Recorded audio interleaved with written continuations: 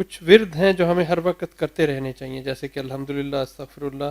کبھی کبھار یہ ہوتا ہے کہ زبان کہہ رہی ہوتی ہے پر دماغ کہیں اور ہوتا ہے، تو کیا وہ ذکر بھی اللہ تعالیٰ کے ہاں کاؤنٹ ہوتا ہے؟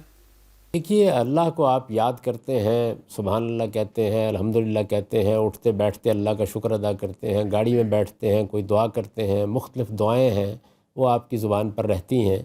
یہ زبان پر رکھیے، یہ ہماری تہذیب بھی ہے، اس کے ذریعے سے اللہ تعالیٰ کی یاد دہانی بھی ہوتی رہتی ہے.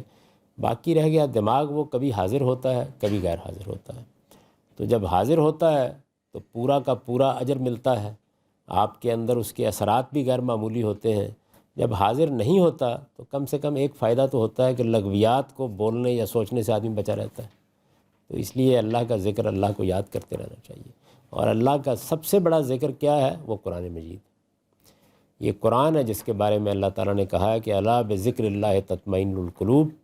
لوگوں سن لو، اللہ کی یہ یاد دہانی یعنی قرآن مجید ہے جس سے دلوں کو سچا اطمینان حاصل ہوتا ہے. تو سب سے بڑھ کر قرآن مجید کا مطالعہ کرنا چاہیے. ہفتے میں 1-2 گھنٹے خاص کر لینے چاہیے جس میں قرآن کو سمجھ کر پڑھا جائے.